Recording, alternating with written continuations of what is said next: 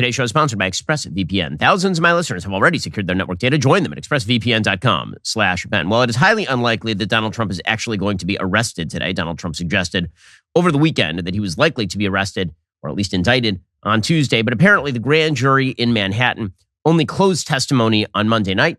And that means that they're probably going to consider it today. And then even if an indictment is brought, it's going to take a little while to work out the details of the arrest, because the chance is that you're going to send federal authorities down to Florida, for example, to just grab Donald Trump and rip him out of Mar-a-Lago in handcuffs.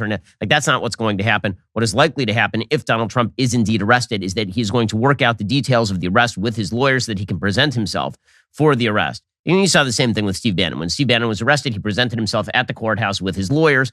And the sort of more dramatic photos that the left is looking for, Donald Trump crying on his way to the police vehicle or something, like that is not what's going to happen here. According to Forbes, Truth said on Truth Social on Saturday that he'd be arrested on Tuesday and called for protests, but his attorneys later confirmed that that was speculation and that they had no information suggesting that today would be the big day. The grand jury hearing the case will vote on whether or not to approve the charges against Trump meets on Mondays, Wednesdays, and Fridays. They're not even meeting on Tuesday. There's no indication that they voted on Monday. So that means that probably they'll be considering tomorrow whether or not to arrest Donald Trump or put out an indictment for arrest for Donald Trump. Fox News actually reported that the grand jury is going to hear from another witness on Wednesday, which suggests, again, that this may go on a little bit. It's unclear if their work would wrap up then or continue all the way until Friday. One thing is pretty clear at this point, which is that the possibility of Donald Trump being arrested is now very, very high. And that possibility is going to grow as time goes on here. Because remember, there are a multiplicity of cases against Donald Trump. The one that we're talking about in Manhattan, right, the one that is most likely to result in the soonest arrest, is not the only case that's ongoing. There's another one in Georgia over the possibility of, for example, obstruction of justice in calling up a bunch of election officials in Georgia. That case is still ongoing also. There's also a politically motivated prosecutor who's at work in Georgia on that particular score. The important thing to understand about what's going on in the Manhattan DA case, in this particular Stormy Daniels campaign finance fraud case or whatever it is that it's extremely sketchy. And everyone understands that it's extremely sketchy. In fact, everybody sort of knew that this thing was dead as of 2019.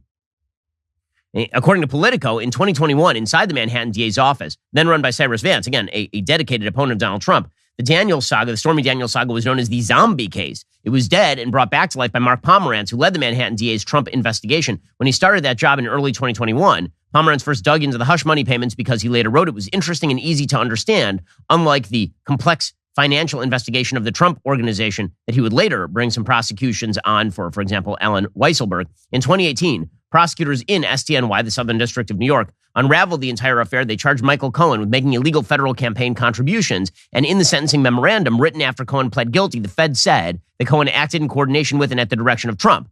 When all this was disclosed, there was a lot of speculation that Donald Trump would be brought up on charges even as of 2019, but SDNY never moved forward with it. Pomerantz wrote a book about the case, and he surmised that there were probably two factors. One, the DOJ had guidance that they shouldn't actually indict a sitting president. And two, they had a really difficult relationship with Michael Cohen, who was never offered a formal cooperating witness deal, and they didn't want to rely on him as a witness. Apparently, Alvin Bragg has no such qualms. He's happy to use Michael Cohen as a witness, despite the fact that Michael Cohen is, in fact, a convicted liar. And that is what Trump is counting on, is that Michael Cohen is not exactly the world's best witness. And those two big potential weaknesses of the case remain, according to Politico. One, can prosecutors overcome the ambiguity of the statute to ensure a felony charge? And two, how much will prosecutors need to rely on Michael Cohen? So, again, the possibility of an arrest today, very, very unlikely. The possibility of an arrest going forward, likely, because Alvin Bragg would love to get his name in neon lights. And this is true for a lot of these DAs. Alvin Bragg happens to be a Soros-backed DA who is very soft on crime in the city of New York. It's something that Donald Trump has pointed out. He put out like a full ad yesterday talking about Alvin Bragg being soft on crime and then suddenly getting very, very rough and tough on a supposed crime that happened all the way back in 2016. He's not wrong about all of that. But one of the weird aspects of this particular case is obviously that it's a bombshell in the middle of the presidential race. So I think the weirdest thing that's happening right now is a shift of focus from Team Trump, from Joe Biden, Democratic administration, Alvin Bragg, the people that the Republican base really should be angry at, a shift of focus to his other primary opponents. And this is really kind of gross. I mean, to be honest with you, it's really gross that Donald Trump, I'm sorry, but Ron DeSantis, any other candidate on the Republican side of the aisle is not responsible for what is happening here. That's galaxy brain kind of stuff.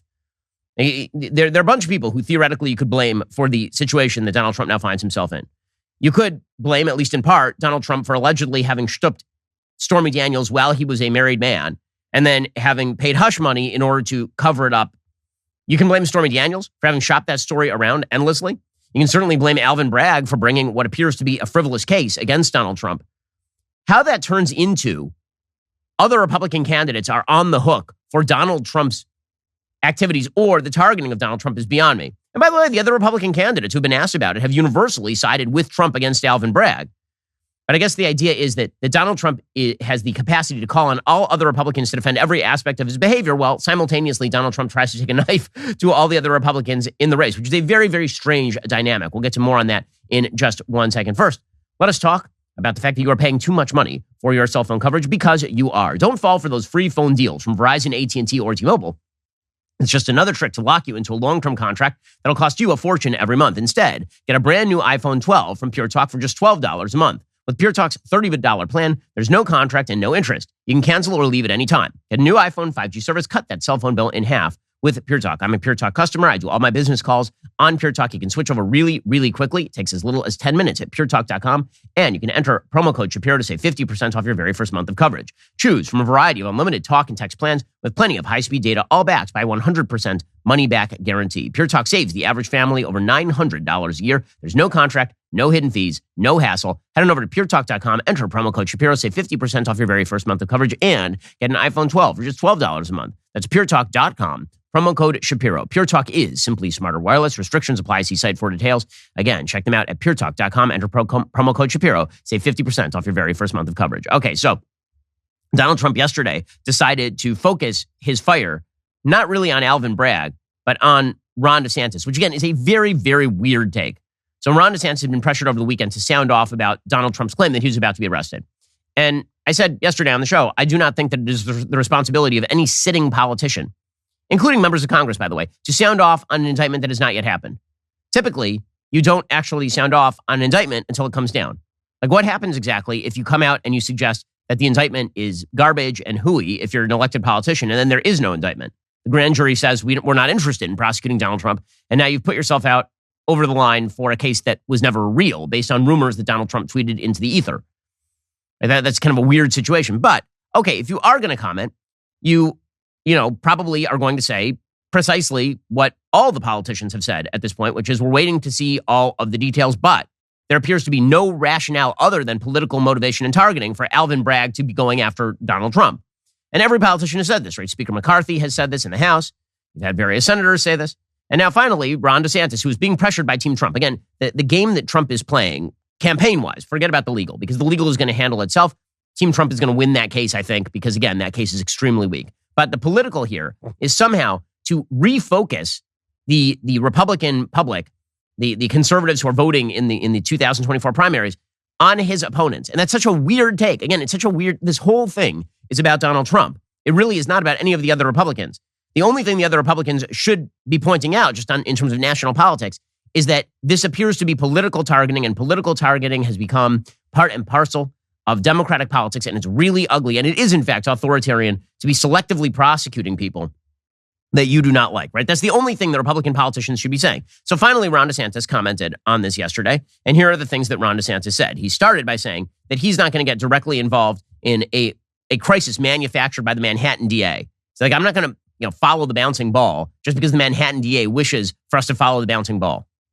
You have a prosecutor who is ignoring crimes happening every single day in his jurisdiction, and he chooses to go back many, many years ago to try to use something about porn star hush money payments. That's an example of pursuing a political agenda and weaponizing the office. And I think that that's fundamentally wrong. And in terms of we are not involved in this, won't be involved in this. I have no interest in getting involved in some type of manufactured circus by some Soros DA. Right. So he's saying, I'm not going to get involved in some sort of bleep fight with the Manhattan DA over what appears to be a frivolous prosecution. And then he went on along these lines. And the reason that Team Trump is upset with DeSantis today, because everything that he says right there is identical with what Trump says. is because they are angry that DeSantis mentioned the actual reason for the case, which is that Donald Trump stripped everything in sight while his wife was pregnant in 2006. DeSantis is apparently not allowed to mention that. You're not allowed to mention the actual underlying peccadillo that led to this. And by the way, he did it very kind of subtly. He kind of just mentioned it and moved on. It wasn't like he sat there and stewed in it or something. He basically just said, I don't know how this went down. I don't know how hush money payments to porn stars work, but this is not an issue that I think ought to be prosecuted. So Team Trump is angry on 2 counts. 1, that, and 2, they've now manufactured a narrative where it is the governor of Florida's job to stop the extradition of Donald Trump. First of all, there is no extradition of Donald Trump. No extradition has been requested, nor is an extradition necessary. Donald Trump's lawyers say he will present himself for arrest in Manhattan. 2, the governor of a sovereign state does not actually have the ability to deny extradition on the conditions that Donald Trump is currently undergoing extradition. If there were an extradition, which there isn't. Anyway, here's what DeSantis had to say yesterday. Not seen any facts yet, and so I don't know what's going to happen. But I do know this, the Manhattan district attorney is a Soros-funded prosecutor. And so he, like other Soros-funded prosecutors, they weaponize their office to impose a political agenda on society at the expense of the rule of law and public safety. He has downgraded over 50% of the felonies to misdemeanors. He says he doesn't want to even have jail time for the vast, vast majority of crimes. And what we've seen in Manhattan is we've seen the crime rate go up. I also think it's important to point out when you're talking about these Soros-funded prosecutors, yes, they may do a high-profile politicized prosecution, and that's bad, but the real victims are ordinary New Yorkers, ordinary Americans in all these different jurisdictions, that they get victimized every day. So, again, he's ripping on Bragg, the same guy who's currently prosecuting Trump. And Donald Trump's response is to attack Ron DeSantis. I'm not kidding. Yesterday, he put out on Truth Social this ridiculous message, quote, Ron DeSanctimonious will probably find out about false accusations and fake stories sometime in the future as he gets older, wiser, and better known. When he's unfairly and illegally attacked by a woman, even classmates that are underage, or possibly a man. I'm sure he will want to fight these misfits just like I do. So this is typical Trump now suggesting that there will be allegations of sexual impropriety against Ron. And then, by the way, that's not where the link ended. It ended with a link from Midas Touch, which is like a left-wing interest group, to a bullcrap story about Ron DeSantis going to some sort of party when he was a high school teacher with recent graduates of the high school at which alcohol was served. There was no actual accusation of any sexual impropriety of any sort at that party. Nothing. But Trump links to it anyway. So he starts to smear. I mean, in there, he tries to smear Ron DeSantis as possibly homosexual, right? Even classmates that are underage or possibly a man. Like, what is wrong? Why are you attacking the governor of Florida when it's the DA in Manhattan who is coming after you? You're aiming your fire in the wrong place. And it's this kind of stuff that honestly doesn't do Trump any justice in terms of his own candidacy. I don't understand what he is doing here. I mean, I do, because he throws the kitchen sink at everything.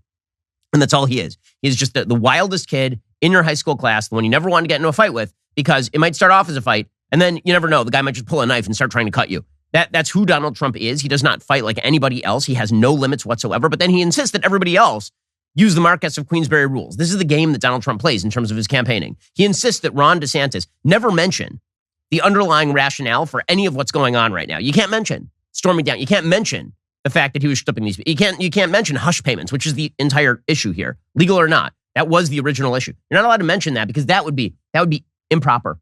That is violating the rules of propriety. Also, Ron DeSantis, you might be a person who is grooming youngsters. They might be men. Like what? It's so kind of gross and silly. And again, there is a real issue here that is worthy of the conservative public coming to Trump's defense. Namely, Donald Trump has in fact been targeted by the left since the first day that he announced. He has been targeted for improper reasons, and the mechanisms of law enforcement have been militarized against him and weaponized against him.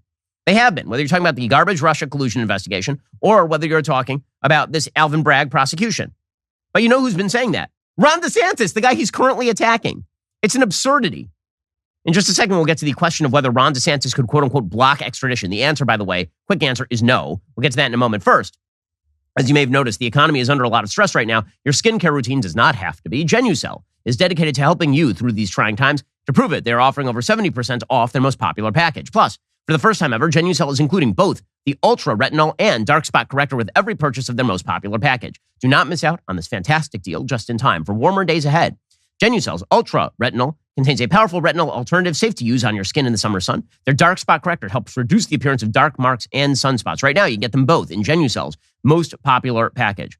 I use Genucel myself for the under eye bags that I get when I don't get proper sleep. I'm getting some back pain lately, which means I'm not sleeping particularly well, so Genucel is coming in particularly handy. Try it for yourself. Get Genucel's most popular package for 70% off at Genucel.com/Shapiro. Every order subscription includes a luxury gift box with 2 free springtime essentials. That is 2 free gifts plus free shipping. Great deal. Go to Genucel.com/Shapiro. That's GENUCEL.com/Shapiro to get started and get that special deal. Genucel.com/Shapiro. Okay, so the Team Trump has also suggested that it's DeSantis' job to block extradition. Now, there has been, number one, no actual contested extradition request from New York. The way it works under Florida law is, let's say that Trump's defense team was like, listen, we don't think this extradition request is proper. Well, the governor can then intervene only to the extent necessary in order to investigate whether the extradition request is properly fulfilled. The only times under federal law, so first of all, federal law is very clear on this. You do, in fact, have to extradite people who have committed crimes in other states. Article 4, Section 2 of the Constitution explicitly requires this. Okay, so this is not exactly a gray area of the law. The only conditions under which you do not have to extradite is if the extradition request documents are not in order, right? So they don't have the person's right name on them or something. But the person has been charged with a crime in the demanding states. They were just required for extradition, but there was no actual allegation of a crime that was committed. Whether the person named in the extradition request is the person charged with the crime. So again, wrong name on the forms. Or whether the petitioner is in fact a fugitive from the requesting state. So New Jersey cannot seek extradition of a person who's a fugitive from Connecticut or something. Okay, but the notion that DeSantis has like the unilateral ability to stand in the doorway of Mar-a-Lago and prevent the extradition of Trump, if that were to happen, is just silly. I mean, number one, it's not coming up according to Trump's own attorneys. And two, he doesn't actually have the power to do any of that stuff. But this is also part of the game, is where is it? Why won't people defend Trump? Where are they? Why won't they stop this? Maybe they don't have the power to magically violate the law. Maybe there's that. It's very silly. The fact that Trump's supporters, some of them, a small coterie of Trump supporters, are trying to attack the other Republican candidates on the basis of a story that does not involve any of the other Republican candidates. It involves Donald Trump, involves Alvin Bragg. That's silly. And the fact that the person they're attacking has explicitly come out in favor of Trump not being prosecuted makes it even more silly. Again, Florida is part of the Uniform Criminal Extradition Act. Under state law, it is DeSantis' duty to, quote, have arrested and delivered up to the executive authority of any other state of the United States any person charged in that state with treason, felony, or other crime who has fled from justice and is found. So literally the only thing that he could do is order his law enforcement to figure out whether an extradition request is valid. But valid means facially valid. It doesn't mean that he actually has to go and then investigate the underlying crime. The reason I'm focusing in on this is, again, the politics here is so perfectly obvious. And I suspect that Democrats know that the politics are perfectly obvious, which is why they're double happy about Trump's possible arrest. I think on the one hand, they're very happy about Trump's possible arrest because they would love the idea of Donald Trump with the mugshot. Right? That would be the Sonny Hostin perspective. And then I think they're also kind of happy about Trump's arrest because they actively would like for Donald Trump to be the nominee. They think he's going to be easier to beat. Here was Sonny Hostin on The View yesterday cheering the possibility of Donald Trump's arrest. Mm-hmm. So, son... Yes, what? How serious are these potential charges? Look, I think the severity matters a little less than how easy it's going to prove. Mm-hmm. Many of the charges that they're looking at are falsifying business records. We know he's done that for a really long time. Mm-hmm. He's claimed to be a gazillionaire. He's provided these records. His chief financial officer is actually in prison right now at Rikers serving time mm-hmm. for falsifying business records. Right. This whole situation is unprecedented. Let's face it, right? But one possibility is that prosecutors could assert that the payment itself that mm-hmm. Michael Cohen says he when he went to jail for? Yeah. Making? Okay. And we see Trump's signature on some of these documents, that payment itself violated state campaign finance law. And she's so excited about this. Oh my gosh, it's so serious. It's going to be so easy to prove. No, it isn't. No, it isn't. But they've been so eager to get Trump forever that, of course, they're pumped up about this. The real salient point was made by comedian Chris Rock here. So Chris Rock was like, quote, that apprehending Trump is going to make him more popular. It's like arresting Tupac. He's just going to sell more records. Are you stupid? He slept with a porn star and paid off someone so his wife wouldn't find out. That's romantic. So we've all been cheated on. Don't you wish the person that cheated on you paid off somebody so you wouldn't find out? So yet he's not totally wrong. I mean, I think there are a lot of people who believe that this is going to help Donald Trump, certainly in the primaries, because there is a rally around the Trump effect when it comes to unfair attacks on Donald Trump. Now, is that going to help him in a general election? I have serious doubts. I'm not sure that there are any independent voters who are going to be like, man, now that people are going after Trump in unfair ways, I think I'm switching my vote. Like, everybody knew that back in 2020. So it's not like that would be a new revelation. And it's not like the new revelation that he's being gone after over porn star hush money payment, that exactly, jogs the suburban women into voting for him. But is it going to help Trump in the primaries? Yeah, it's certainly going to help Trump in the primaries. And I do wonder whether Democrats know that. By the way, this is not going to be the only prosecution that Trump is likely to undergo. Right now, according to the Washington Post, lawyers for Trump filed a motion in Georgia court Monday seeking to quash the release of the final report of an Atlanta area special grand jury that investigated whether Trump and his allies broke the law when they sought to overturn Trump's 2020 election loss in the state. Now, again, I think that this case is also really, really flimsy. This is the idea that Trump violated election law when he called up the Secretary of State of Georgia and said, I want you to find me 11,270 votes or whatever it was. Right now, people are saying that on the prosecution side, that is him trying to essentially manufacture fake votes.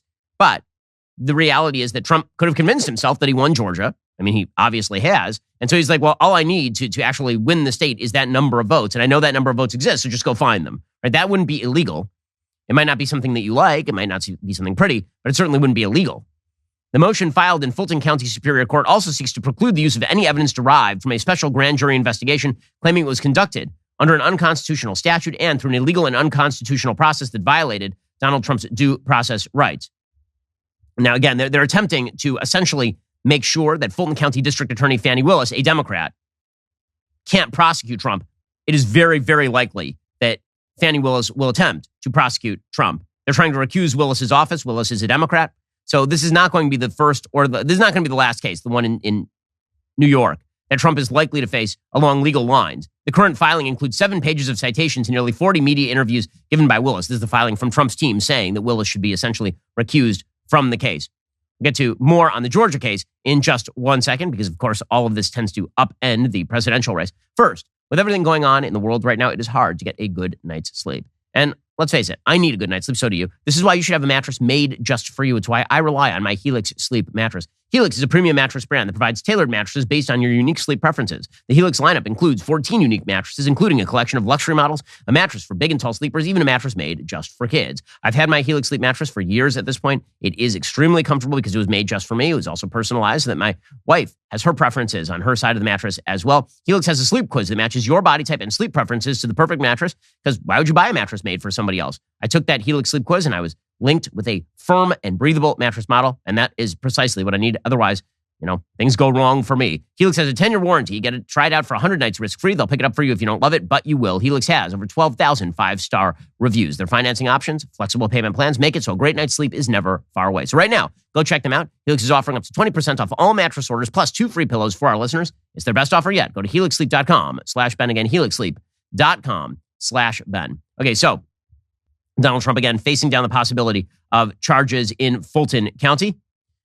Willis, the Fani Willis, the prosecutor there, has indicated publicly and in court filings that her office's investigation has now expanded to include a bunch of other lines of inquiry, including false claims of election fraud that former New York Mayor Rudy Giuliani and other Trump associates made to the Georgia state lawmakers, threats and harassments targeting Georgia election workers, the creation of an alternative slate of Republican electoral college electors who met at the Georgia Capitol in December of 2020. And Willis and her team are said to be closely examining not only Trump's phone calls, but what knowledge he had and role he played in efforts including the fake electors effort. They've had about 75 witnesses appear, including Giuliani, former White House Chief of Staff Mark Meadows, Senator Lindsey Graham, and other top Trump allies. So Willis would have to present her case to a regular grand jury. There's still a little bit of ways away before a possibility of targeting Trump legally here. But what's going on, once the seal of targeting Trump has been broken by Alvin Bragg, you can imagine there will be more prosecutions on the way, all of which presumably are going to help Donald Trump with the base. Because again, regardless of the fact that Trump is misdirecting to DeSantis and it's weird and it's strange and it's ugly, the reality is that when he says he's being targeted and that he's being targeted because he was the Republican president, he is not wrong about that. And meanwhile, the Biden White House is filled with only the most serious people, I bring to you as Exhibit A of the most serious people, the fact that Joe Biden featured at the White House the cast of Ted Lasso. Really important stuff. So Ted Lasso went to the White House. Ted Lasso, for folks who are not familiar, is a show on Apple TV.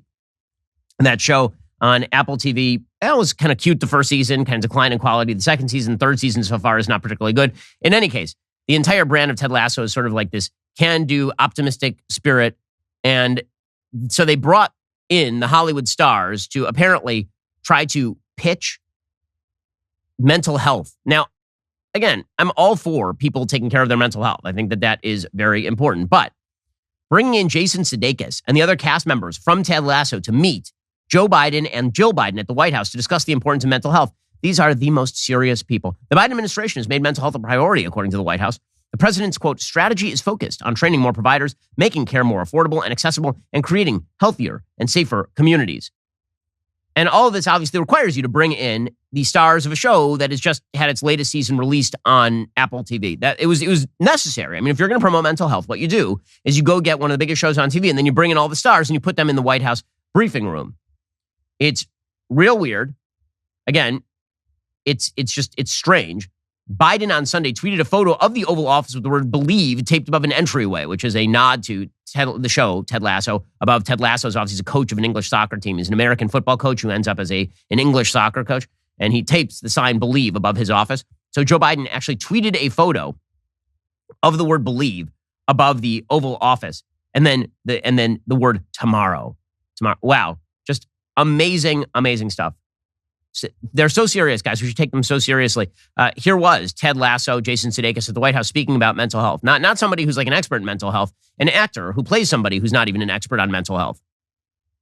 It is sincerely an honor to visit the White House and to have the opportunity to speak to the President and to the First Lady about the importance of mental health. No matter who you are, no matter where you live, no matter who you voted for, we all probably, I assume, we all know someone who has, or have been that someone ourselves actually, that's struggled, that's felt isolated, that's felt anxious, that has felt alone.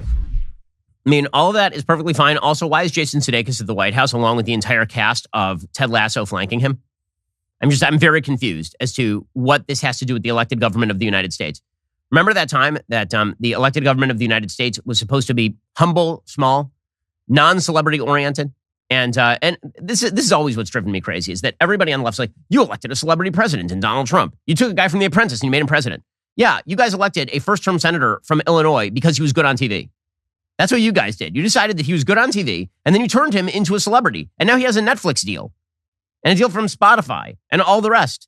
You Hollywoodized the entire White House process to the extent that now we're supposed to just take it as a matter of course that Hollywood actors show up to lecture the American people on mental health from the podium.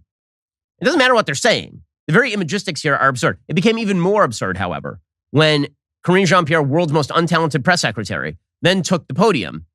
And again, behind her are a bunch of actors, right? A bunch of professional, good-looking people who say words that other people write for them. Which, I mean, Karine Jean-Pierre is kind of that's what she is, right? She's a professional, good-looking person who says words that other people write for her.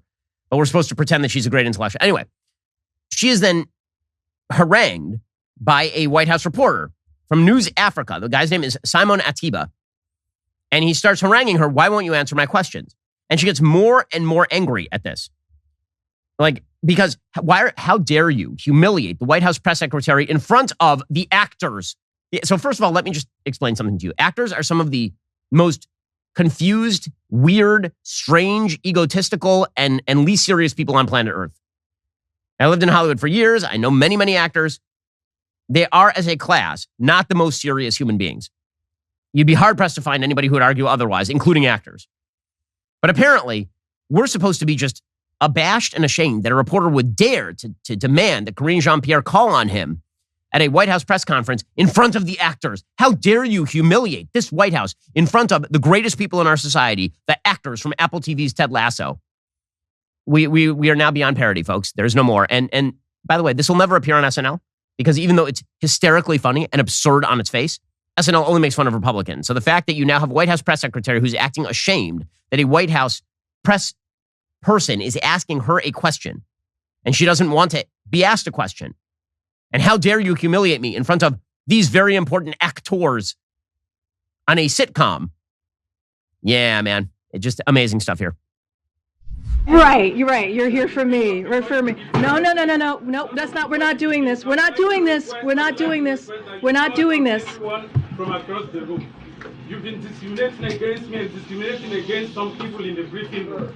And I'm saying that this is the U.S., this is not China, this is not Russia. This is not Russia. Okay. What you are doing, you are making a mockery of the First Amendment. Decorum, please. It's been 7 months. You've not called on me. You've not my messages. I'm saying that that's not right. That's not right. On times. Welcome, guys. Welcome. Welcome to the press briefing room. Okay. This is not right.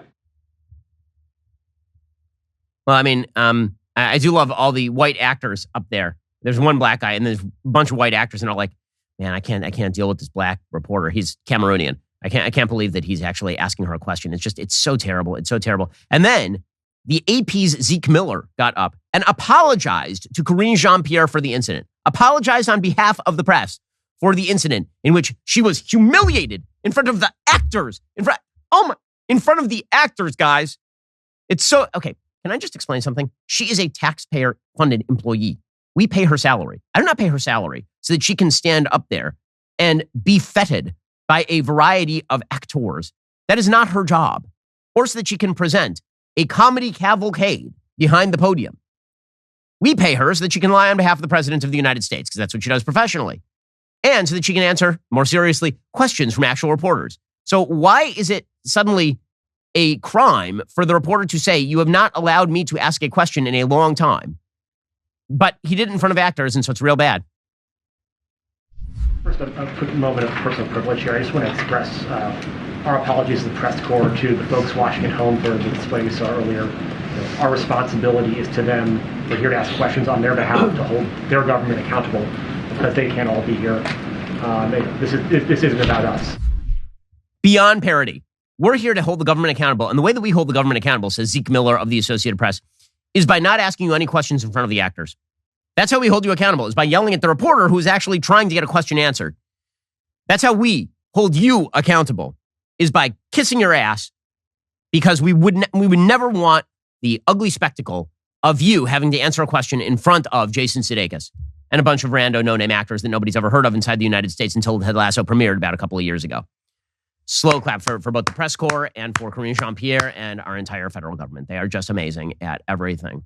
Speaking of which, we need better employees in the federal government. We also need better employees, in your business. And this is why we use ZipRecruiter here at DailyWire. ZipRecruiter helps you find the most qualified people for your roles fast. Right now, you can try ZipRecruiter for free at ZipRecruiter.com/DailyWire. ZipRecruiter's matching technology helps you find the most qualified candidates for a wide range of roles. If you see a candidate you like, you can easily send them a personal invite, so they're more likely to apply.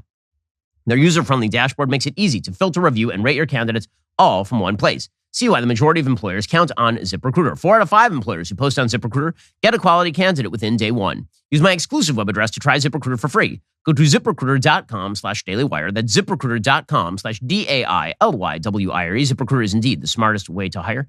And it's very hard to find great people for your position these days. And there's a real shortage of excellent hires in the marketplace. This is why you need to filter them the best possible way with ZipRecruiter.com/DailyWire. Again, go check it out. ZipRecruiter.com/DailyWire. And you can try ZipRecruiter for free, because ZipRecruiter is indeed the smartest way to hire. Also, there are some recent, very alarming statistics that show that more than 1/3 of millennials approve of communism. Well, that's for one of a couple of reasons. One, they may not know actual history. Or two, they believe that communism wasn't really ever tried. But it has been tried. If you watch the first 2 episodes of the new Daily Wire Plus series called What We Saw Cold War, you'll see just how horrific it really was. Here's a clip from our brand new show, Cold War. Russia was cluttered with dots, marking each of these places, which looked like ants scurrying across the map of the world's largest country. 423 of these dots would eventually be built, and here's what they would be called. In Wikipedia, the Russian is Gulag. It means Main Administration Camps. It's an acronym. That acronym for the series of what were called main administration camps, the Gulag, was strung out like an island chain in what one of their residents, Alexander Solzhenitsyn, would refer to as the Gulag Archipelago. One of these dots, just one, was located in Kolyma. Nobody knows how many people actually died in the gold mines of Colima. All agree that in wintertime, the temperature in and around the camp was the only place where, by coincidence, both Fahrenheit and Celsius scales happened to converge, and that is at 40 degrees below zero for each of them. Initial estimates of 3 million people killed at Colima alone were no doubt too high. The lowest, well-researched figure is about 500,000. And the actual total, most likely, was around 800,000 human souls. Now that means that Colima is almost certainly tied for second place with Treblinka at 800,000 dead on the leaderboard from hell. It's unlikely, but it's entirely possible that the total death in this worst single island of the 423 islands in the Gulag archipelago exceeded the 1.1 to 1.6 million people killed at Auschwitz. No one's ever heard of Colima because, unlike with Auschwitz and Treblinka and Belzec and Sobibor, there are no pictures that survive from these death camps. In Cold War, storyteller and writer Bill Whittle will take you back to the beginning just after World War II when the struggle between communism and freedom began in earnest. It's actual history where verifiable facts come to ugly life. Cold War comes out today. You need to go check it out right now. We're making the first episode available for everyone to see. Head on over to dailywire.com/Cold War now to watch it. If you want to keep watching, you have to become a member. So head on over to dailywire.com/Cold War today. Meanwhile, our White House is very, very serious. Again, the most serious people. Not only are they inviting Ted Lasso's cast to the White House and then really, really pumping that up to the extent that the press secretary is supposed to not answer questions. I mean, come on, guys. Ted Lasso is here. You can't expect her to answer questions while Ted Lasso is here. Well, the vice president also has spent her week doing something very important. She sent a letter to the most marginalized hero in American life. You guessed it, Dylan Mulvaney, a dude who says he's a lady. On March 13th, the Vice President of the United States sent to Dylan Mulvaney, I kid you not, the Miss Dylan Mulvaney. Dylan Mulvaney is a dude. Quote, "Dear Dylan, I send you my warmest greetings as you celebrate your 365th day of living authentically." See, before that, Dylan Mulvaney was not living authentically. Before that, Dylan Mulvaney was living a lie. Before that, everyone just thought that Dylan Mulvaney was a really gay dude. And now it turns out that Dylan Mulvaney is a woman and was a woman all along. If only Dylan Mulvaney had discovered this sooner. Quote, "Thank you for courageously sharing your story and your journey," writes the Vice President of the United States. "I appreciate your continued advocacy for transgender equality, including during your visit to the White House last year. Through your work as an activist and advocate for the LGBTQI+- divided by sign community, you continue to break barriers and inspire young people across our nation and around the world." So inspirational. I think the most inspirational thing is when Dylan Mulvaney dressed up as Eloise from the children's book and then gallivanted around in the Plaza Hotel. That is a thing that actually happened. Here's what it looked like. I am Eloise. I am 6. I'm a city child. I live at the Plaza Hotel, which is huge and wonderful and très elegant, especially at Christmas time. Yeah, it's not creepy and weird at all. It's totally normal. Just a normal woman being super womanly. Right there.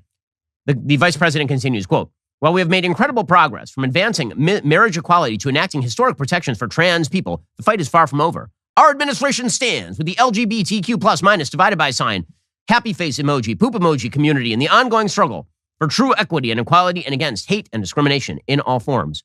I'm grateful for your dedication and courage, and I hope you continue to use your platform to spread positivity and create change. I look forward to seeing all that you will accomplish in the future. Sincerely, Kamala Harris." Wow, to be so marginalized. The victimization. Dylan Mulvaney's been pretending to be a woman for a year and got a letter from the VP. It turns out that we have, in the United States, approximately 170 million people who don't just pretend to be women. They actually are women. How many of them received a letter from the Vice President of the United States on their not birthday? It's really just spectacular stuff. Very, very spectacular stuff there from the White House. Well, when the White House isn't promoting a bunch of pop culture nonsense, they're promoting actual bad policy. So yesterday, Joe Biden took to the airwaves to lie about his first veto. So he issued his first veto yesterday. First thing to notice, if he had to issue a veto, it must have been that a bill passed with bipartisan support, right? The Republicans don't control the Senate. They haven't controlled the Senate the entirety of Joe Biden's presidency. So that means that the first veto that he signed is overruling a bipartisan bill. What was the bill? Well, the bill removed a Labor Department regulation that would have allowed retirement plans to consider ESG in their investment decisions. So before, the idea was that retirement plans were supposed to take into account the interests of shareholders. And then the Labor Department was like, you know what? They should take into account a bunch of left-wing policy priorities. That won't hurt the retirees at all. We will do things that are economically idiotic, but we'll do them in the names of environmentalism and social justice and all the rest. And the Labor Department was promoting that. So the House, on a bipartisan basis, and the Senate, on a bipartisan basis, actually passed that bill to remove the Labor Department regulation. And then Joe Biden vetoed it. So here is his statement about the veto yesterday, and he's just lying. I mean, he's straight up lying. I just signed this veto because the legislation passed by the Congress would put at risk the retirement savings of individuals across the country. They couldn't take into consideration investments that wouldn't be impacted by climate, impacted by overpaying executives, and that's why I decided to veto it. It makes sense to veto it. Okay, no, it is not making your investments less lucrative. It's making them more lucrative is what the actual bill would have done, because it would have prevented idiotic woke managers at these hedge funds from essentially dictating to the 401k programs that they have to take into account global warming when they make their investment choices. So he's lying. And you know who thinks he's lying? Joe Manchin. Right? Joe Manchin yesterday came out, he blasted Joe Biden's radical policy agenda. Of course, he's up for re-election soon. So he put out a statement over the veto, said this administration continues to prioritize their radical policy agenda over the economic, energy, and national security needs of our country. It's absolutely infuriating. West Virginians are under increasing stress as we continue to recover from a once-in-a-generation pandemic, pay the bills amid record inflation, and face the largest land war in Europe since World War II. The administration's unrelenting campaign to advance a radical social and environmental agenda is only exacerbating these challenges. This ESG rule will weaken our energy, national, and environmental security while jeopardizing the hard-earned retirement savings of 150 million West Virginians and Americans. Despite a clear and bipartisan rejection of the rule from Congress, Biden is choosing to put his administration's progressive agenda above the well-being of the American people. But don't worry, he is doing it because he wants your investments to be better, says Joe Biden, because, you know, he's lying. Among other lies that the Biden administration is telling, Energy Secretary Jennifer Granholm, who has no actual expertise in the area of energy, well, she suggests that her Inflation Reduction Act, that the Democrats' Inflation Reduction Act is going to be amazing for low-income Americans if they want to go green. Well, actually, the Inflation Reduction Act is going to be very, very good for people who wish to buy electric vehicles, which does not include most low-income Americans. Where will our viewers see the results in their own lives, and how can they take advantage of it? Yeah, it's a great question, because there are huge opportunities for individuals, especially as they consider perhaps retrofitting their homes to be more energy efficient. So, for example, if you wanted to install a heat pump in your home, replace your HVAC system, perhaps it's gone out, you can get significant tax credits to be able to do that. And the more moderate or low income you are, the greater the benefits are. Oh, so it's really about the low income people is the Inflation Reduction Act. They spend, like $1 trillion on random nonsense, including a bunch of green junk. Sure. The Biden agenda, winning friends and influencing people every single day. When you watch the experts at the Biden administration be expert, Kamala Harris sending letters to Dylan Mulvaney and Joe Biden meeting in the Oval Office with the cast of Ted Lasso, you think to yourself, man, these people should probably have more power. And that becomes, even more clear when you watch the people with this much power interact with the commoners. So there is a show on PBS, a documentary that followed Muriel Bowser, the Washington, D.C. mayor, and Anthony Fauci, the greatest of all doctors. Well, second greatest, Dr. Jill, obviously. Medical doctor, par excellence, Dr. Jill. They went door to door in Washington, D.C. to promote the vaccine in 2021. And PBS followed them along with cameras as part of their American Masters series, which aimed to help viewers discover insightful profiles of important figures in America's artistic and cultural life. Unfortunately for Dr. Fauci, he and Muriel Bowser then got randomly schooled by a bunch of what appeared to be low-income residents of Washington, D.C. over the vaccine. Oh, the greatest doctors being schooled by people who I will assume are not epidemiologists. Here is one D.C. resident just destroying Dr. Fauci to his face. And 9 months is definitely not enough for nobody to be taking no vaccination that you all came up with. The only reason I'm talking to you right now, as close as we are, is that I've been vaccinated. Right. But if it allows thousands of people like you don't get vaccinated, you're going to let this virus continue to percolate in this country and in this world. Something like the common flu then, right? And not like much more serious than the flu. Well, the flu kills a lot of people annually, too. You know how many people died of the flu the last year? I mean, not this year, virtually none, but the previous year, about 20 to 30,000. You know how many people have died from COVID-19 in the United States? 600,000 Americans. Well, the number that you all giving that died, that's once again, that's you all's number. You gonna pass? Yeah, definitely. Right. Because when you start talking about paying people to get vaccinated, when you start talking about incentivizing things to get people vaccinated, there's something else going on with that. Didn't go amazing for Dr. Fauci. And more D.C. residents, as it turns out, were schooling Dr. Fauci on his vaccine. You know, the fact that he is, skeptical of vaccine. By the way, this is the stuff that the media would not feature in 2021 because every person who was skeptical of the vaccine in 2021, after it had been shown not to actually reduce transmission in any serious way, and that the preventative effects in terms of death and serious disease were basically relegated to people who had serious underlying conditions and the elderly. Once that had been proved, the media continued to trot out this line because Biden was pushing it, that there would be a winter of death and despair and it would be entirely relegated to low-income white Trump voters. It was those people who were going to die. So this kind of footage never got shown on national TV. You have to wait until 2023 to see this kind of footage. And if you mention the fact that vax rates in the black community in low-income black areas were really, really low, well, then they blame systemic racism. So the way that it worked is if poor white people in red areas didn't want the vaccine, that was because of systemic racism because they were the racists. And if it was poor black people who didn't want it, it was because of systemic racism. It couldn't have been that there were just a bunch of poor black people who didn't trust the government on these issues because the government has not been, super forthcoming on these issues. Here was again Muriel Bowser and Dr. Fauci being schooled by yet another D.C. resident.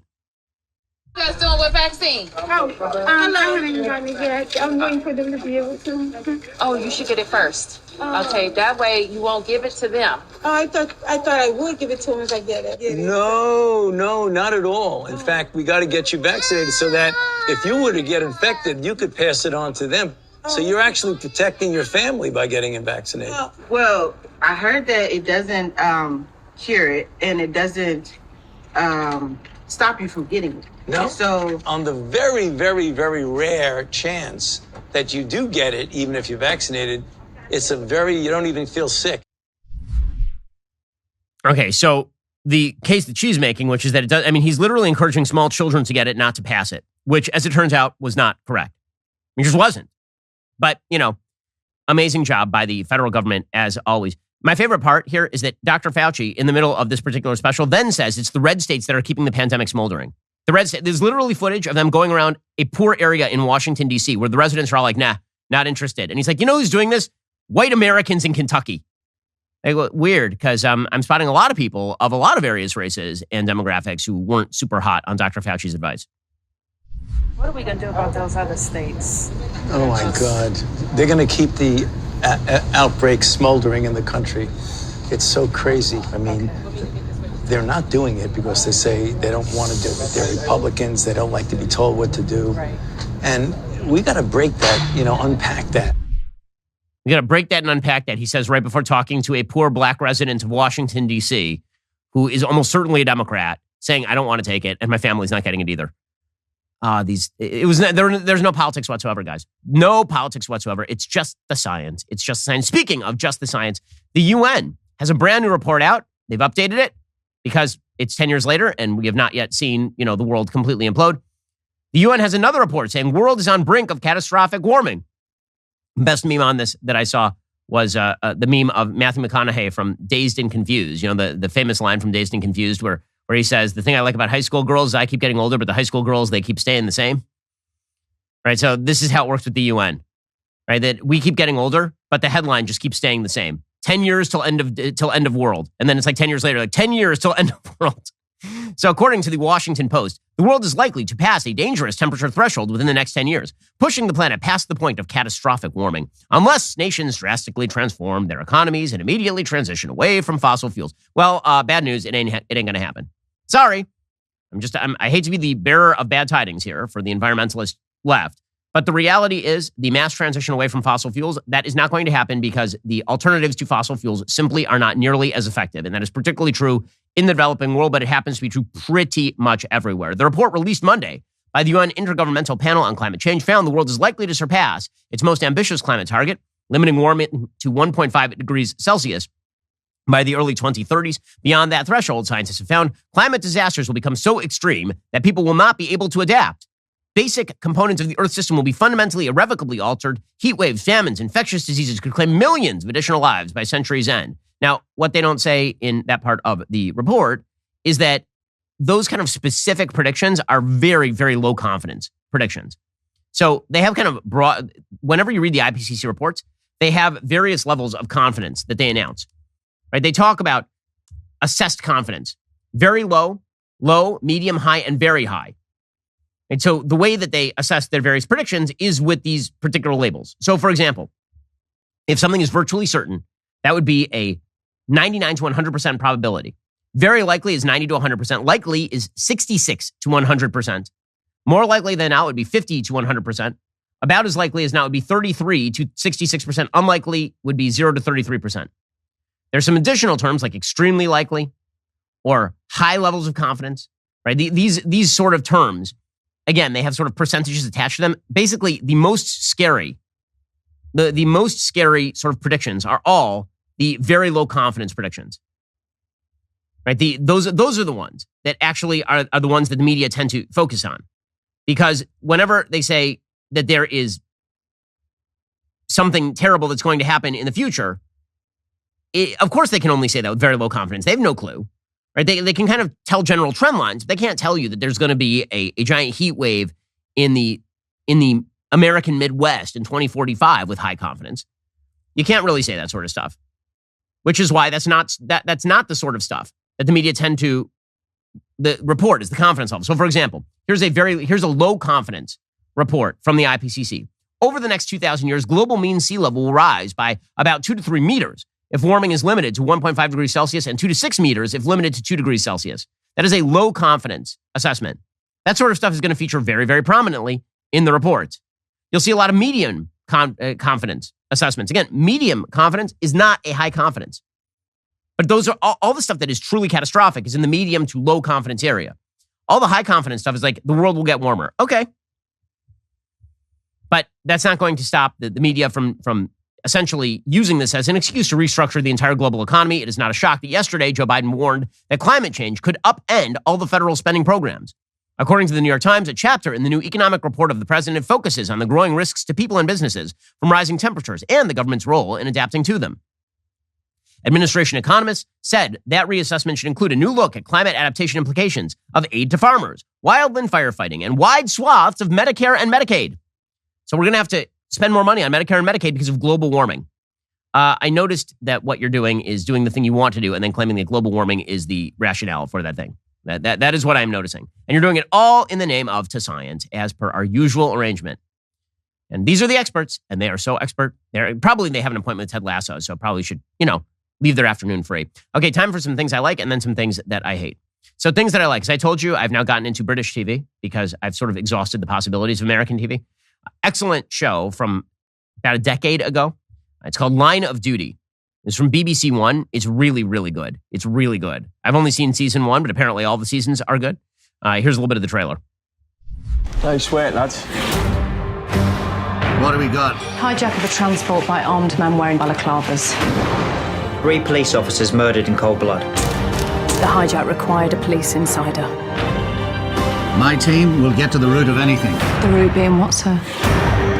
For too long, the extent of police corruption has been covered up. Someone's pulling the strings. There's a code name. Didn't think it was real. It's a really good series. This is actually the preview, I believe, for season 5. But season 1 is well worth the watch.